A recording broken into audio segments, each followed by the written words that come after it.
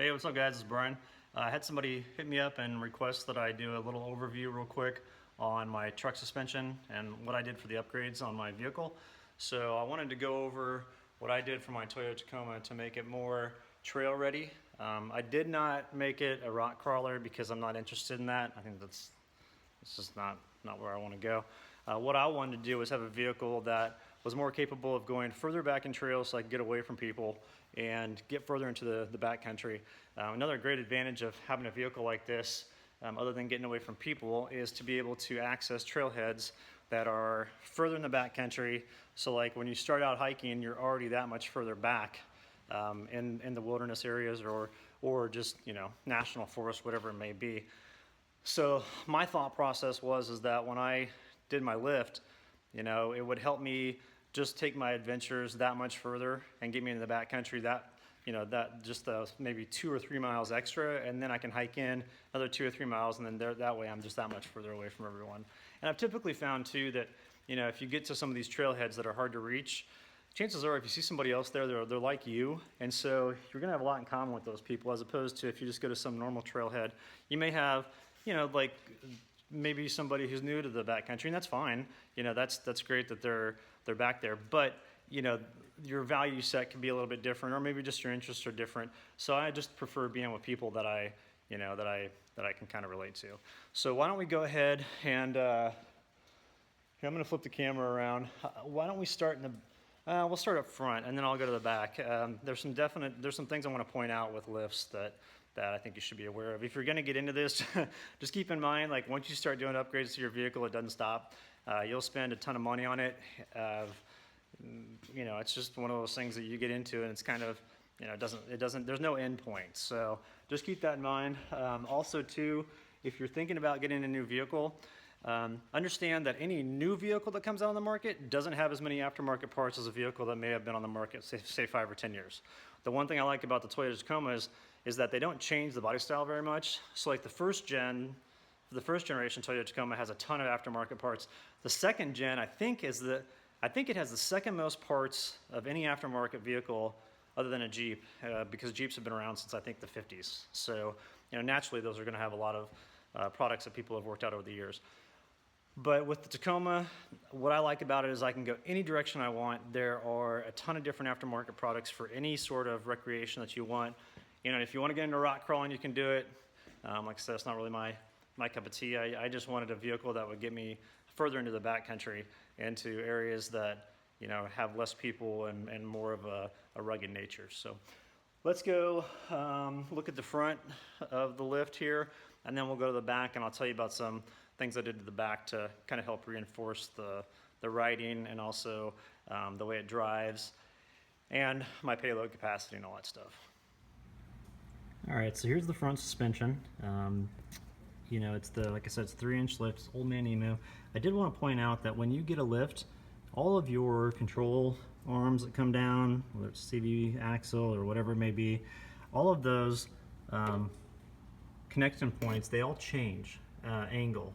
So you got to think of, when this is a stock setup, all the angles are pretty much flat. Now they're at a bit of a slight incline there, a little bit of a slope, and as a result your wear patterns will be different. So you will go through CV axles and CV boots and different things on a little bit more of a rapid basis. You'll wear them out quicker, and that's just what happens with a lift kit.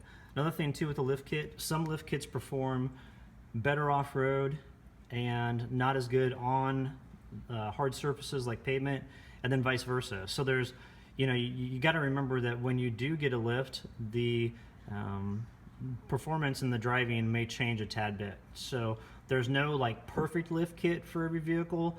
All of them have their positives and negatives, so just keep that in mind when you shop for one.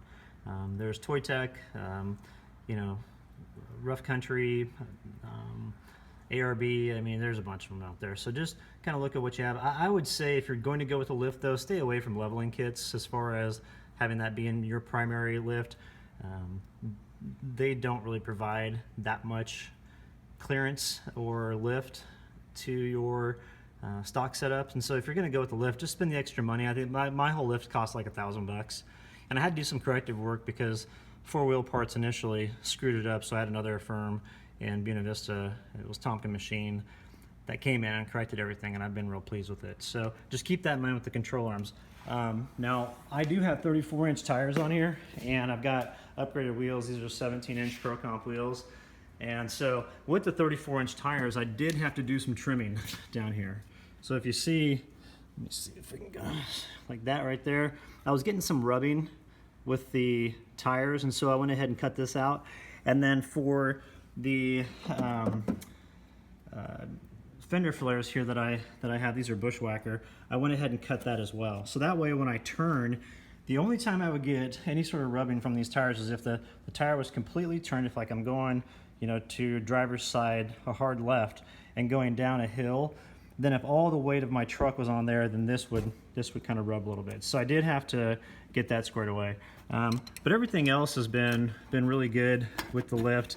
I've been real pleased with it. It's worked out great. And you know, when I was doing trail work before I screwed up my back, I was out on the trails all the time, and this lift never failed me. So that's showing the front. Let's go in the back here. I do want to talk about the leaf springs in the Tacoma. They're notorious for being underpowered. Like the stock leaf springs are just really pathetic, and I'm surprised that Toyota hasn't done something to improve that. So what I did was I got rid of the 3-leaf leaf spring that I had, and I put on these Dakar heavy-duty leaf springs.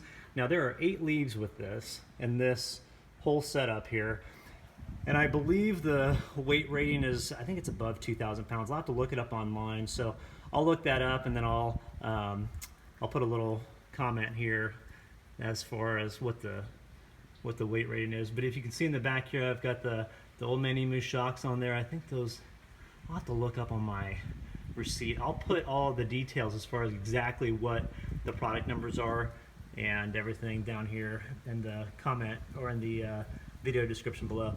But like I said, I've been real pleased with this. It's 3-inch lift, it's 3 inches up front, and then actually in the rear here, I have an extra inch that I gained from those heavy-duty leaf springs. So I have 4 inches in the back, which is great.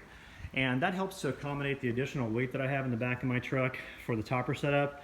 And then if I want to carry any like wood, or like if it's the winter time and I go to a wood broker and get a ton of wood that's real heavy, or if I'm carrying a bunch of stuff up on my roof rack, the back doesn't sag at all. I've never once bottomed out now that I've had this lift.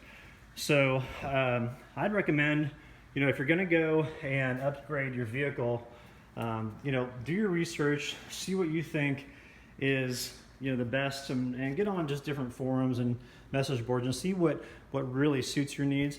Another thing I'd recommend is you know, if you do get a lift, get rid of your front bumper and see if you can get yourself a new bumper, because what happened here was when I got rid of the old bumper came all the way down like this, and I felt that was really kind of restrictive. And so I've got the ARB front bumper that I put on, and that helps with the wheel well and just kind of giving a little bit more front clearance. So that's what I did for my suspension. It's pretty basic setup. I mean, some people have a tendency to overcomplicate things and want to spend a fortune on it, but you can get a really nice setup for around $1,000 to $1,500 depending on your labor costs and what additional upgrades you've done. So that's what I did for my truck. If you guys have any questions, just hit me up in the comment section below, and thanks for watching.